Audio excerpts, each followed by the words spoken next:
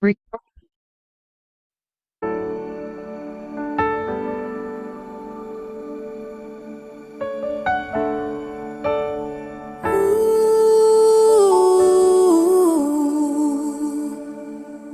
Ang tinig mo ay aking hanap-hanap sa gitna ng bawat takot at paghihirap. Sa kabila ng aking pagkukulang, katapatan mo, O Diyos, tanging laan. Sa puso at damdamin, ika'y mananatili. Walang hanggan ang alay mong pag-ibig. Natagpuan ang iyong pag-ibig na dakila. Doon sa krus ako'y iyong pinalaya. Jesus, ako'y aawit nang walang hanggang pagpupuri. Ang puso ko'y sa'yo iaalay.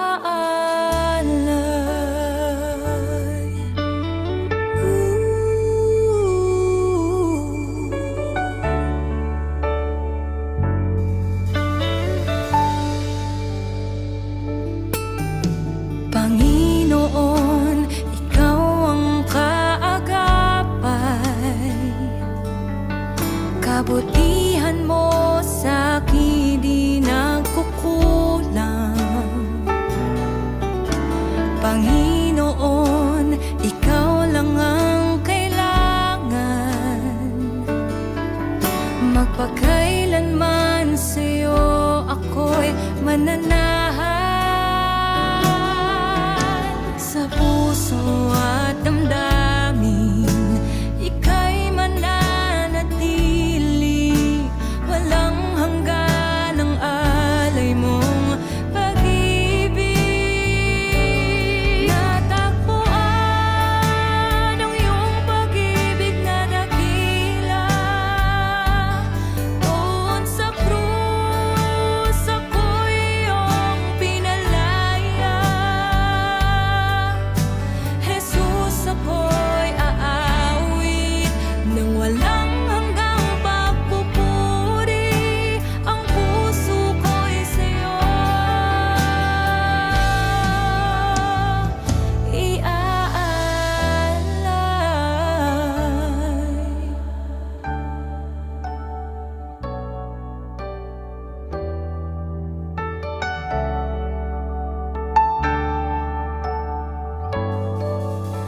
Hangad ko lang ay mamalagi sa presensya mo. Natagpuan ako'y binago ng pag-ibig mo. Hangad ko lang ay mamalagi sa presensya mo. Luwalhatiin ang pangalan mo. Hangad ko'y ikaw, O Diyos. Hangad ko lang ay mamalagi sa presensya mo. Natagpuan ako'y binago ng pag-ibig mo. Hangad ko lang ay mamalagi sa presensya mo. Luwalhatiin ang pangalan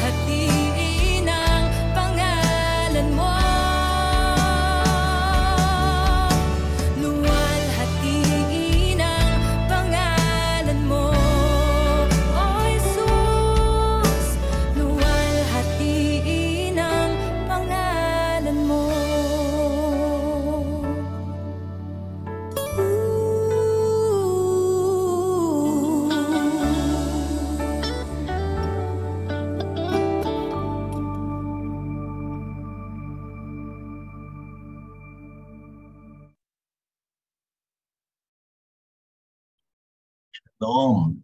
Shalom, everyone. Welcome to our Daybreak International. Today is May 3, 2023.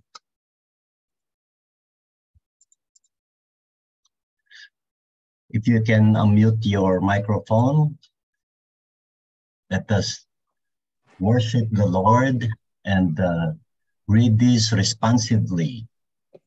Come, Lord, and be one with us. We invite you to open our hearts to receive your love. Come now, Lord, pour your love into our lives once again.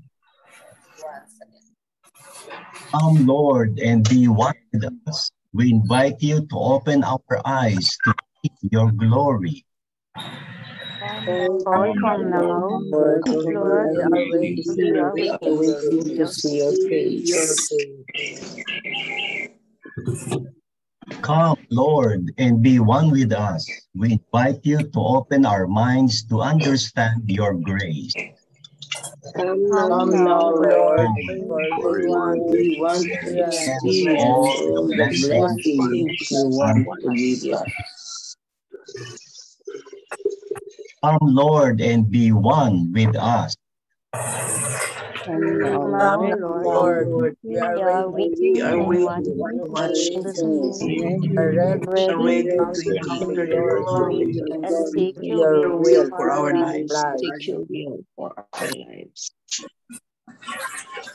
Come, Lord, and keep us alert to your calling.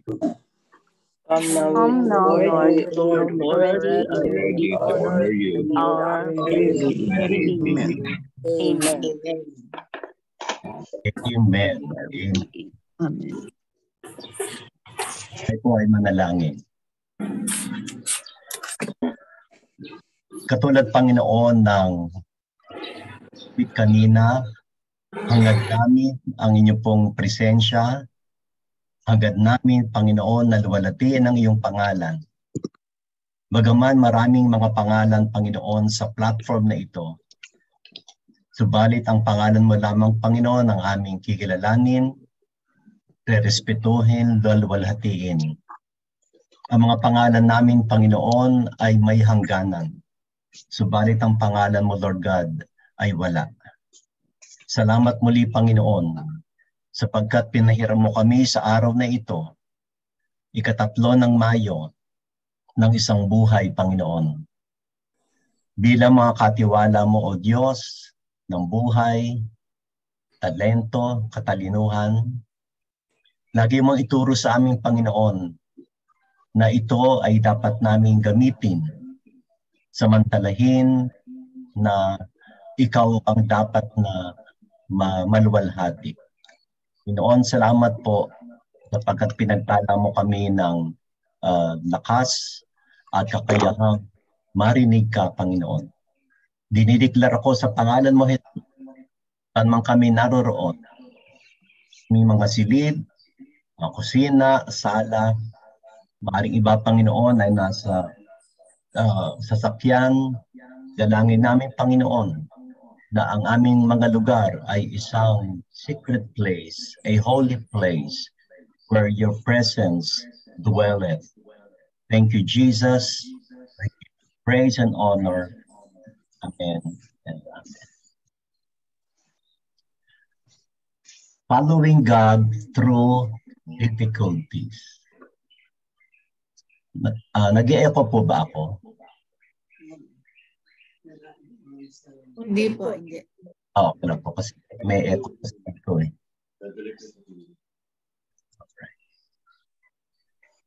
Ang ating pong biblical foundation ay sa John 16:33 at ito po ay isa sa mga popular verses. And according to New International Version, in this world you will have trouble, but take heart, I have overcome the world. The Lord already blessed us upon reading and hearing His words. Malinaw po sa talatang ito na lahat tayo ay haharap sa mga troubles. Ano ba yung troubles sa wikang Filipino? Mga mahirap na bagay na mahirap harapin. Pero meron siyang sinasabi ang ating Panginoon. Take heart, ibig sabihin, lakasan mo ang iyong puso. No? Huwag kang hihiwalay sa Panginoon sapagkat dito ay isang, past tense. It says, I have overcome the world. O, kaya ito ay mariing isang malaking pag-asa at pagpapalakas sa atin. Ang ating pong pagbubulay-bulay ay hangos sa mga sulat ni Pastor Warren. We grow in our faith when we encounter difficulties on the journey toward our dreams or desires. These difficulties are tests, giving us a chance to follow God's guidance. In Acts 27, Paul set sail for Rome along with other prisoners on a journey with many difficulties. On one leg of the voyage, Paul warned the crew that they continued to sail, they would be caught in a major storm, and the results would be disastrous. The crew decided to sail anyway. To avoid the mistakes the crew made and faithfully follow God instead, these tatlo lang po yung pinili ko doon sa sulat ni Pastor Warren. 2 things to remember when we are facing difficulties. The first thing that we need to remember is follow God, not others' opinions. On Paul's journey, the centurion, instead of listening to what Paul said and followed the advice of the pilot and the owner of the ship, because the expert, quote unquote, said it was okay, the centurion ignored a warning from God and agreed to head back to sea. If God tells us to do one thing, and all the experts in the world tell us to do something else, listen to what God says. His voice is the only one that counts. Dito po marami ang napapahamak o nagkakaroon o nakagagawa ng mga maling desisyon o pagpapasya sapagkat higit na pinahalagahan ang opinyon ng tao o ang sinasabi ng tao sa halip na sundin at panghawakan ang salita ng Panginoon. Ang Panginoon, alam natin, ay nagsasalita sa pamagitan ng banal na kasulatan. Kaya napakahalaga na sa araw-araw ay may malaking bahagi ang salita ng Diyos sa atin. Supernaturally, others can hear God audibly. Most of the time, God speaks to us through His Word. Alam niyo po, hanggang ngayon ay may kalungkutan sa ating puso dahil ng parami ang nagsisisid ng mga churches. Ang mga nakakausap ko, either electronically or verbally, kung bakit hindi ang ilang mga manggagawa ay hindi makatindig sa kanilang conviction na mag-withdraw dahil nga sa nangyayari sa UMC ay dahil sa opinion ng tao. Doon po ako nalulungkot. Hindi ako galit sa kanila, nalulungkot ako sa kanila na sa panahong ito na kailangan kami mga manggagawa ay magpakita ng conviction sapagkat naghihintay sila. Ang mga miyembro naghihintay. Mas marami pong laiko sa atin dito sa Daybreak. Naghihintay sila. Hinihintay tayo mga manggagawa to stand on what we believe and what we stand for. But sadly, others follow others' opinion. Meron pa ako nabasa na narinig na sabi niya, it doesn't matter what you believe. What matters is what the Bible says. It doesn't matter what you believe. What matters is what the Bible says. For our first prayer focus, and for 2 minutes, let us ask God to give us very sensitive listening heart to hear His voice, should I say, first, where it is the one that matters. Sa araw-araw, marami tayong naririnig na opinion, nababasang mga opinion. Pero ang tanong, anong sinasabi ng Diyos sa atin? Anong sinasabi ng Biblia sa atin? At magkaroon tayo ng pusong talagang so sensitive na marinig natin, matanggap natin ang kanyang tinig at siyang ating sundin sapagkat ang tinig ng Diyos ang siyang higit na mas mahalaga sa ating buhay.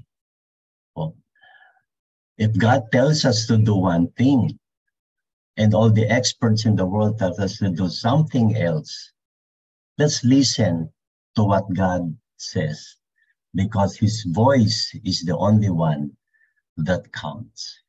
Let us pause for a moment and ask the Lord, Lord, give me a very sensitive listening heart in the midst of many voices, temporary voices.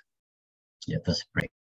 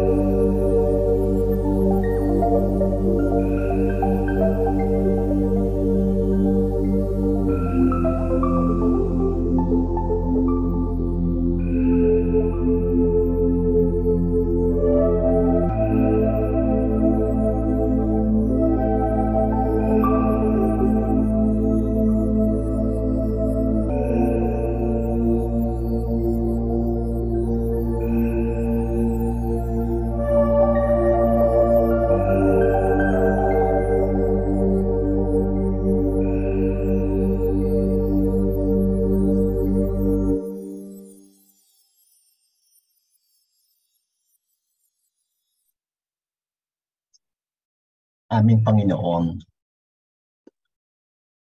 ito po ang hangad namin sa oras na ito at dalangin namin na ito ang maging hangad namin sa bawat araw.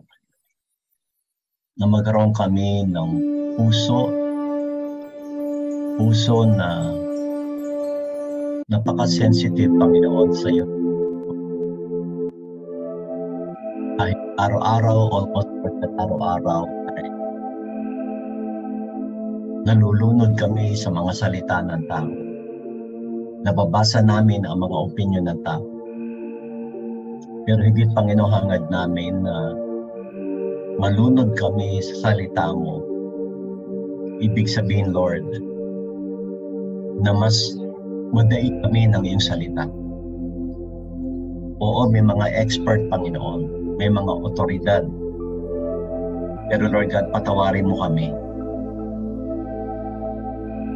Kung may mga panahon na mahirap, difficult situation that calls for what we believe ay hindi ka namin masunod, Panginoon.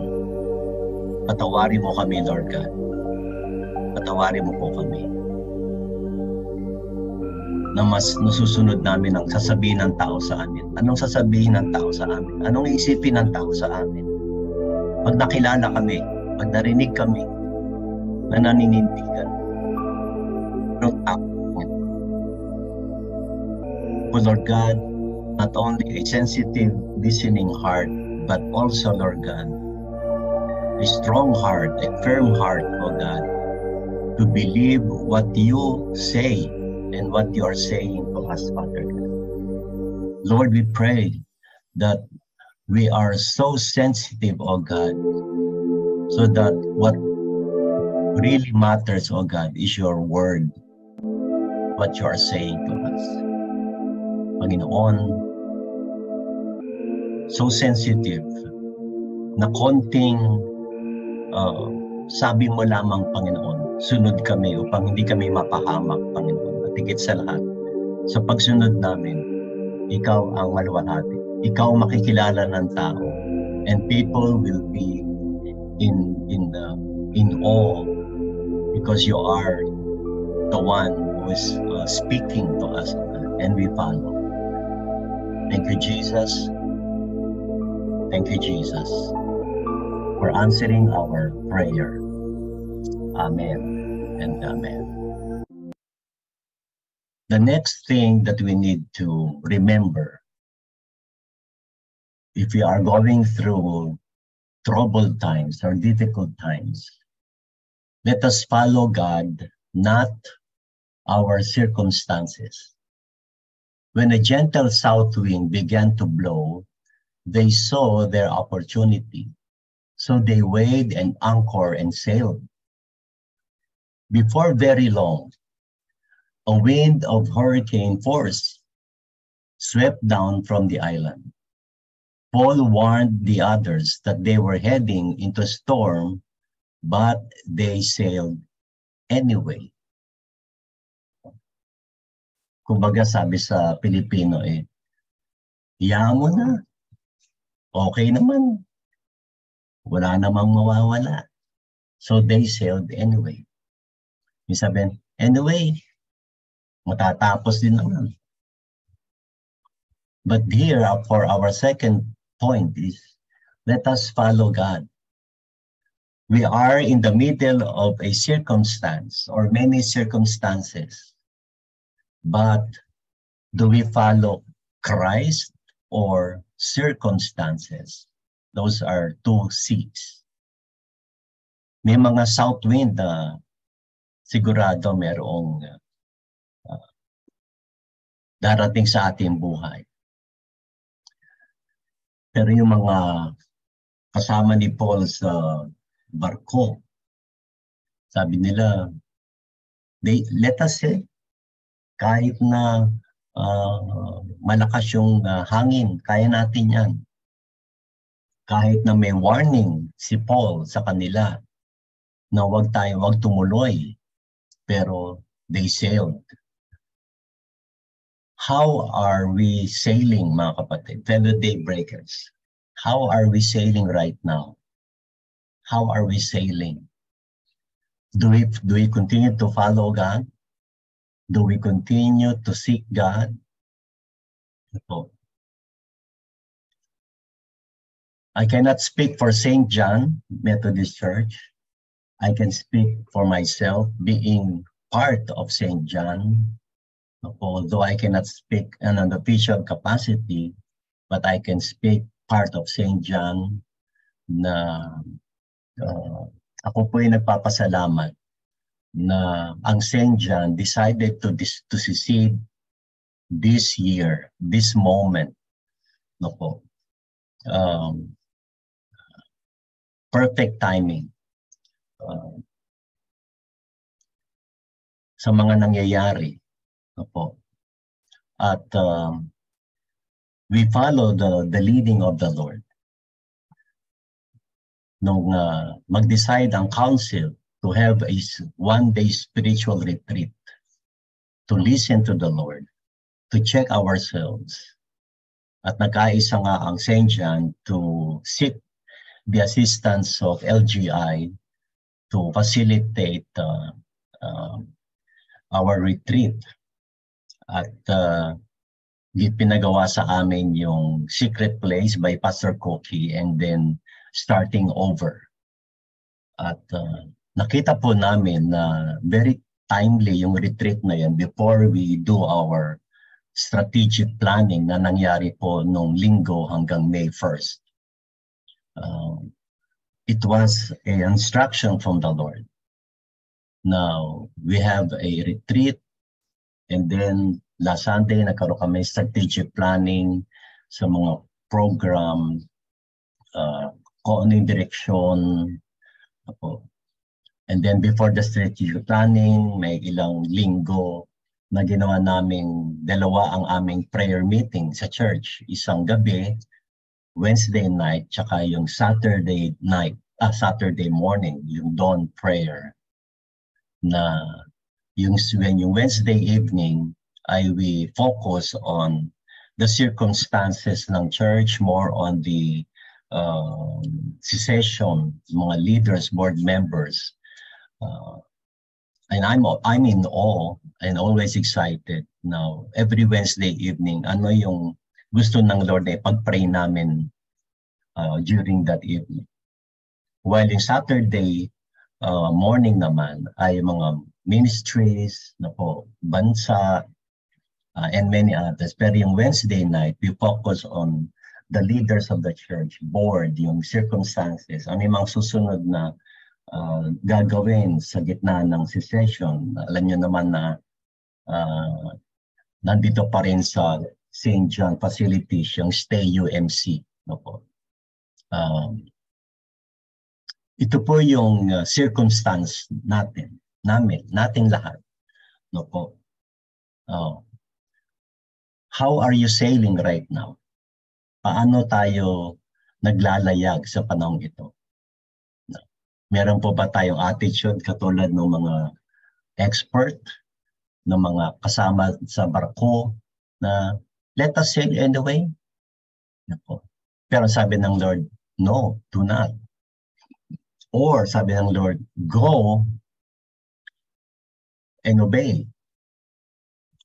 For our second prayer focus, let's intercede for one another to have an obedient heart, to follow God's instruction, and not be swayed by difficult circumstances. Yung first prayer natin is to have a listening heart. Ngayon naman, obedient heart. How are we obeying God? Do we obey God? Or are we obeying God blindly? Blind obedience ba yun?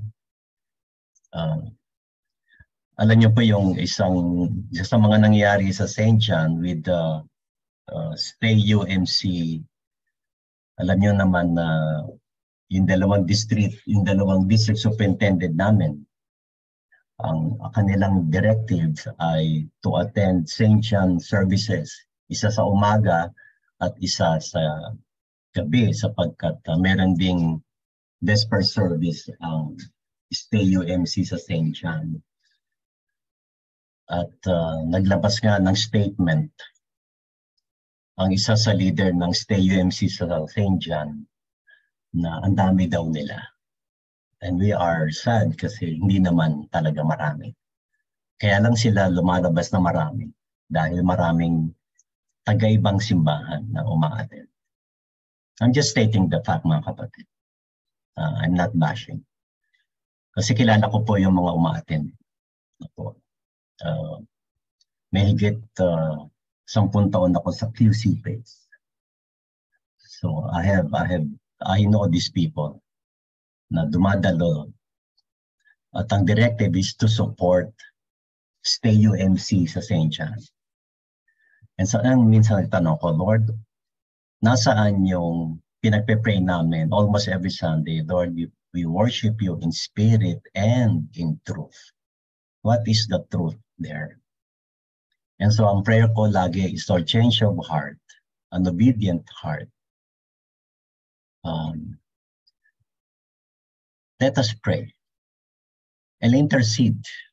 Lalo po sa ibang tao, kung alam natin yung kanilang mga circumstances, let us follow God And those who are following God, let us follow with them. Let us follow with them. Sumunod tayo. Makisunod tayo doon sa mga sumusunod sa Diyos. Makisunod tayo doon sa nagiging obedient kay Lord. Makisunod tayo kung saan tayo ay dinadala ng Panginoon. Kagabi kami po ay nasa meeting ng GPCAT. This is the Global Transitional Conference Advisory Team. Nito pong TCAT ay ito po yung grupo in the diverse people, diverse talent, diverse places, na ito po ay yung team na tutulong to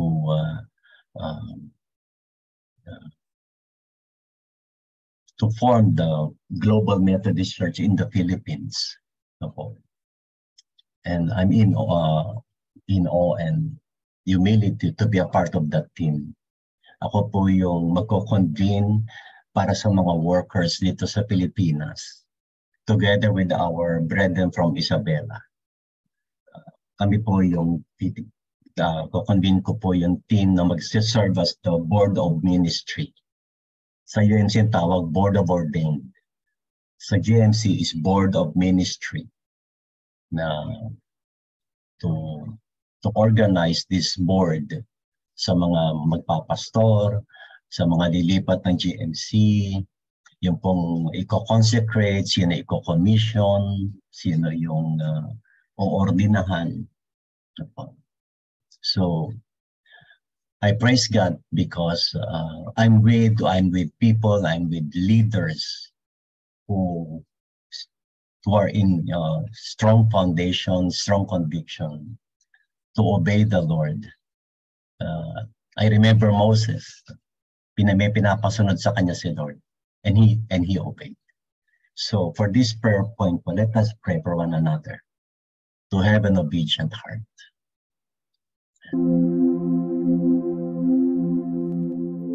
Yes, Father.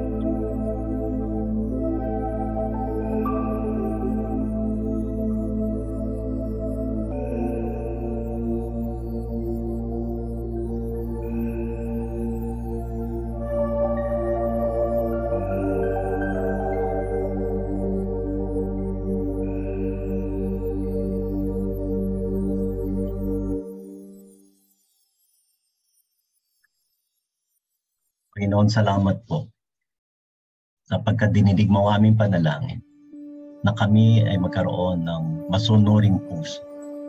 Sumunod sa iyo, Panginoon, no matter what our circumstances are, we will follow you because you are our God who can be trusted. Thank you, Jesus. Amen. Amen.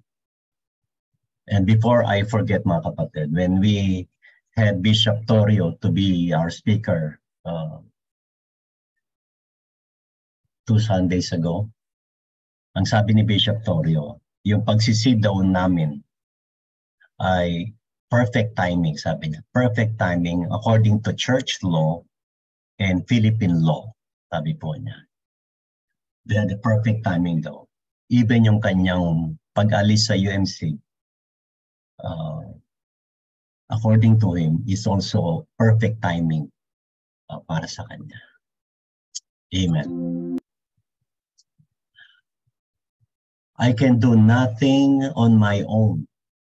As I hear, I judge, and my judgment is just because I seek not my own will, but the will of him who sent me. Let's pray that we become more humble before God and in his leading, so we may judge and decide only according to his will and not ours. Listening heart, obedient heart, this time po, ano yung attitude natin before God? That we ought to be humble. Let us pray, Lord God. Sa aming mga puso, alisin mo, Lord, lahat ng balakid, kung meron tong pride, kung merong fear ang aming mga puso. Lord, we pray that our heart will be in a posture that is always willing to be silent, to be humble before you, Lord God. Bless our hearts, O God. Fill it with hope. Fill it with strength, Lord God. Fill it with the spirit of humility, so that as you lead us and as we decide, as we choose, it will only be according to your will and not ours. In Jesus' name, amen and amen. Pastor Warren continues, just because we were given an opportunity, it doesn't mean we have to take it. We should not accept every job we're offered, or for young people to go for an overnight outing, everybody who asks them out. Satan can arrange circumstances too. We need to ask God for his direction. So no matter what difficult circumstances we face in life, family, church, and nation, we can remain faithful by listening to what God says. Remembering his voice is the only one that counts, and following his guidance. To pray it over, why do you think God allows us to experience difficulty on our journey of faith? Second, how is God calling you and us to be faithful in these hard circumstances? This is a time to have a personal reflection. Why do we think God allows us to experience this sa inyong pamilya? May nagkakasakit, merong difficulty sa ating journey, at paano tayo tinatawag ng Diyos sa mga panahong ito.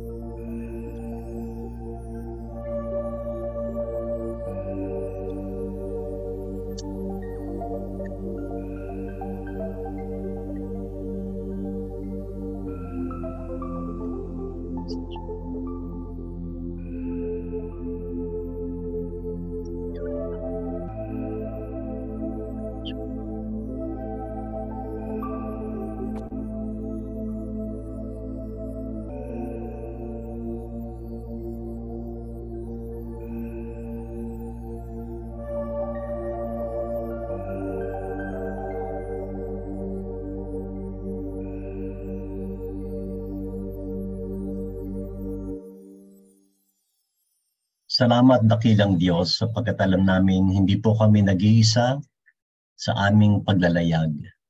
Salamat pa na hindi kami nag-iisa sa pagsunod sa iyo. Kasama ka namin, Panginoon. Emmanuel, purihin ka, Panginoon. Mga kapatid, ihanda po natin ang ating mga Holy Communion elements and let us prepare our hearts for this communing with God as we are being ministered by this hymn.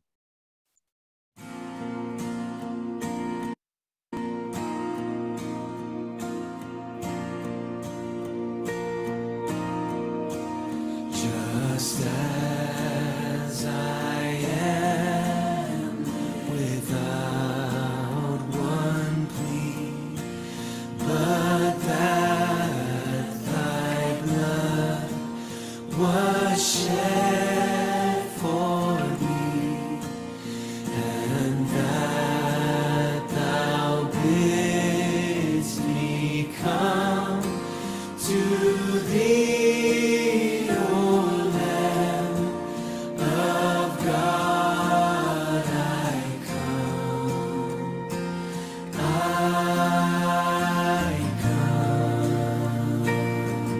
As I am, just as I am, and waiting not to rid my soul of one dark cloud, to thee whose blood can cleanse each spot.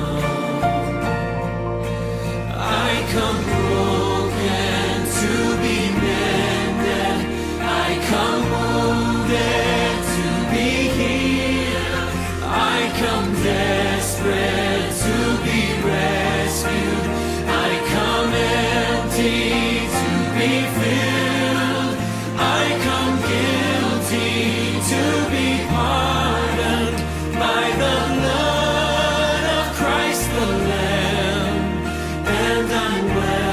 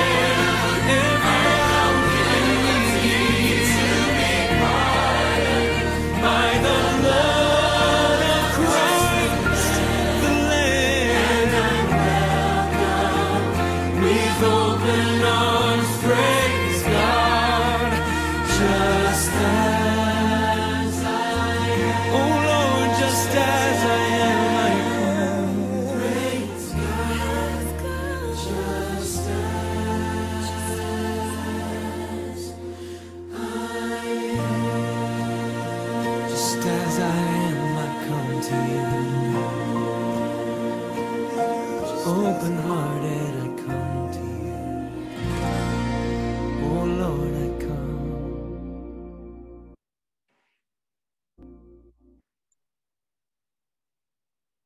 In John chapter 6, verses 53 through 58. So Jesus said to them, "Truly, truly, I say to you, unless you eat the flesh of the Son of Man and drink his blood, you have no life in you. Whoever feeds on my flesh and drinks my blood has eternal life, and I will raise him up on the last day. For my flesh is true food, and my blood is true drink. Whoever feeds on my flesh and drinks my blood abides in me, and I in him." In 1 Corinthians 11:27 through 29. Whoever, therefore, eats the bread or drinks the cup of the Lord in an unworthy manner will be guilty concerning the body and blood of the Lord. Let a person examine himself, then and so eat of the bread and drink of the cup. For anyone who eats and drinks without discerning the body eats and drinks judgment on himself. Together, fellow daybreakers, let us confess our sins before the Lord. Let us pray in unison. Gracious and loving God, open our hearts so that we are able to admit to the fullness of our lives, which is which is beautiful and good, and that which is harmful. Confess that we do not follow Jesus in what we do. We love with condition. We judge and condemn. Because of our sins and keep the law in our own eyes. We do not turn to you as the source of our give Forgive us, we pray. our Forgive sins, our sins. power us to Empower us to Cover us forgive. Christ in love. Christ in love and serve. service. Amen. Christ in love and service. Amen.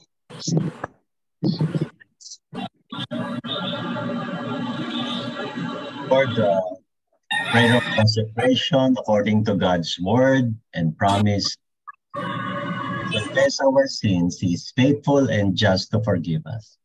And so in the name of Jesus Christ, we are forgiven.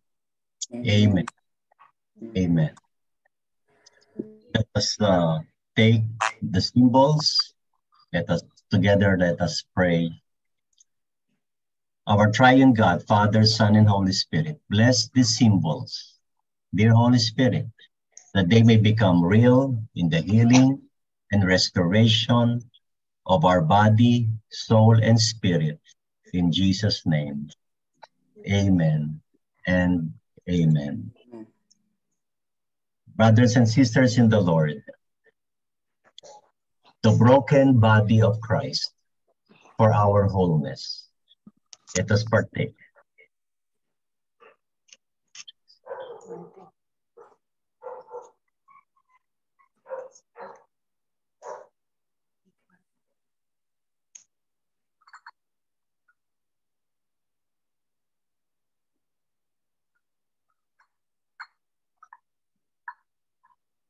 The blood of Jesus Christ for our redemption. Amen. Let us partake.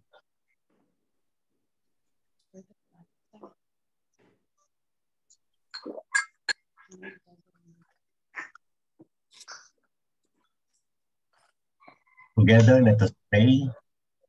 God Almighty, we give you thanks for allowing be part of this celebration. Thank you that in this holy communion, you renew your promises within us. Empower us by your Spirit to witness and to serve.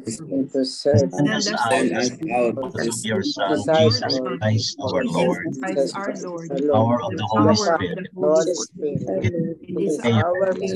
You blessed us, you also be a blessing to others. Honor and glory are yours, now and forever. Amen and amen. I request Pastor Leda to lead us in our Tongsong Tito.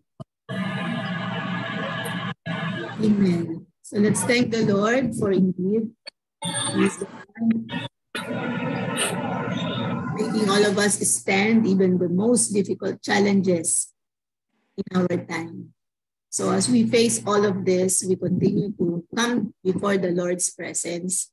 Na patuloy po tayong lumapit, dumulog sa presensya ng Panginoon at ating itaas sa Kanya ang lahat ng ating mga kahilingan. So for today, it's Wednesday. So our pillar of society or mountain of influence to pray for is the business sector. So patuloy nating itaas sa Panginoon ang lahat ng mga kakilala po natin na may mga negosyo, even the business mountain of society, hindi lang po para kumita, kundi maging paraan ng Panginoon ito upang marami ang makakilala sa pamamagitan ng mga negosyo ng ating mga kapatiran. Sige po, let us all lift up to the Lord our voices in prayer. Hallelujah, Jesus. Abba, Father, Praise and thank you, Lord. Allowing us everyone, oh God. We know that bless pray, yes, kahit sila na simpleng sari-sari store, sila po na may mga patahian. Buong bansa, sa ekonomiya, makatulong ito pang employment. Ang dalangin din namin ang society. We pray that become transmitters of your message of God. Make them witnesses of God in the market. Pagsunod, may pagtulong upang kumita, Panginoon. Dalangin namin mabuti at tiwala po ng Lord, Panginoon. Pinagkatiwala mong negosyo, mga anak. Kaya may mga business. Ito rin, instrument to bless us. In Jesus' name, amen. Let's keep on lifting up to the Lord our Transitional Leadership Coordinating Council. May iba po palang tawag ngayon. Therefore, upcoming on July, so patuloy natin ipanalangin ang strategies mula sa Diyos para sa kanila. And also, church that already have decided and those who are still deciding, and even for workers, that they may always be filled with the presence of the Spirit, and that they will also be careful in obeying the Lord's instructions. So, patuloy natin itaas ang panalangin ito sa Panginoon. Oh yes, Lord. Lord Jesus, continue to guide, Lord, through the Spirit, your children, and all the leaders that we are about to continue to bless our leadership team, Panginoon. So, bless them, God, as they plan for whatever move we will have to take next. Pray, Lord, guide us. Lain mo po si Pastor Luther, Lord. Samahan niya, Panginoon. Mga kumiting ito. Aming dakilang Diyos. Ikaw ang siyang patuloy. Mga local churches, Lord, sa mga workers, Panginoon. Sa amin. Patuloy namin sundin. Kayo, patuloy namin pakinggan. Aming Lord, may magkakamalo sa iyong mga. Speak audibly, Lord God. In Jesus' name. Keep declaring healing.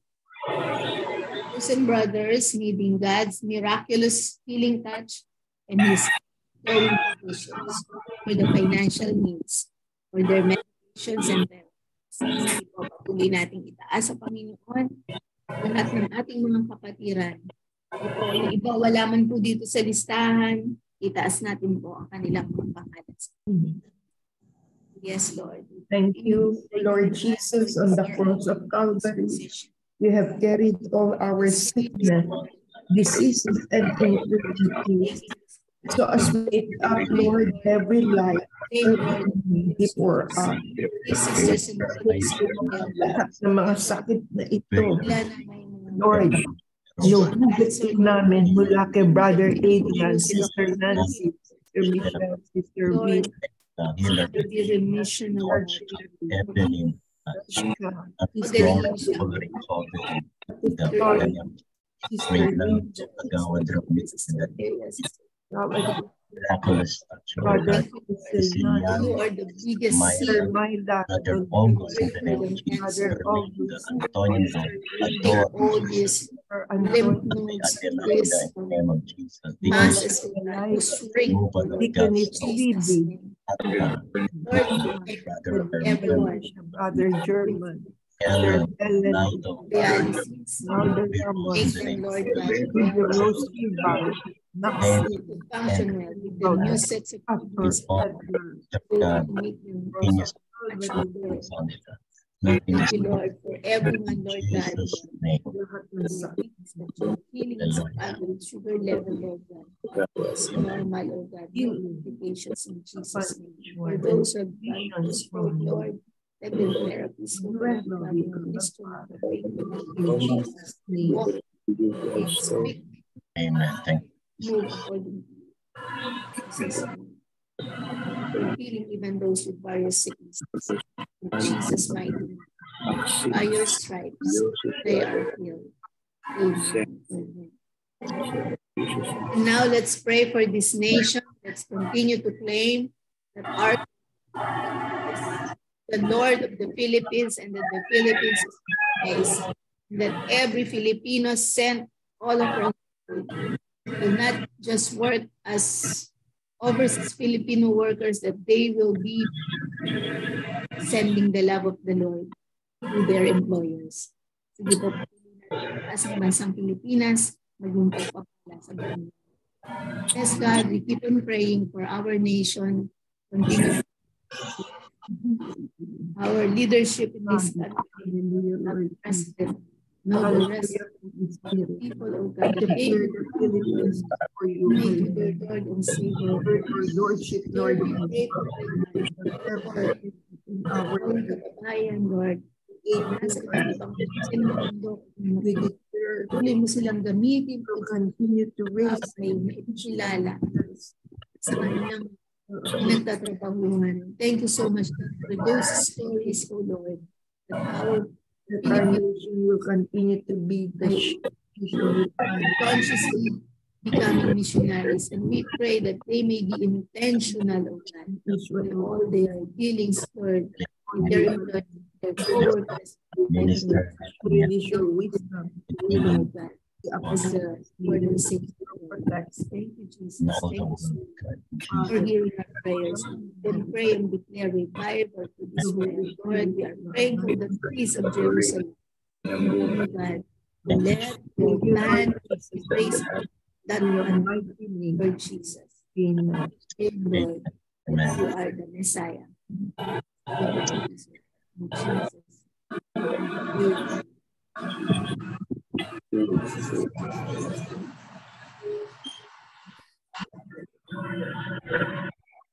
For our closing prayer po, for our closing prayer, let us pray the prayer taught by Jesus Christ.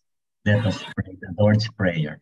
Our Father, who art In heaven, hallowed be thy name. kingdom come, thy will be Will be done done on earth as it is in heaven. Give us Give this us day daily our daily daily bread. bread. Give us Forgive our us trespasses, as we forgive those who trespass against us. Lead us not into temptation, deliver us but from deliver evil. us from Is evil. the For kingdom, thine is the kingdom, the the power, and glory the glory. forever. Amen. Forever. Amen.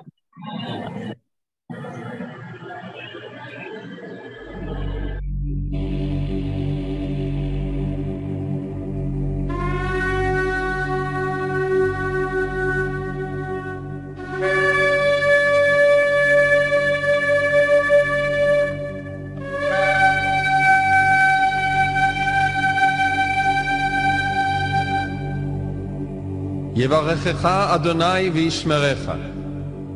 יאר אדוני פניו אליך ויחונקה.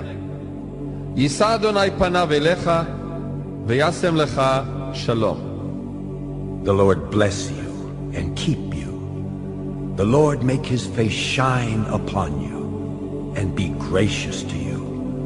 The Lord lift up his countenance upon you and give you peace.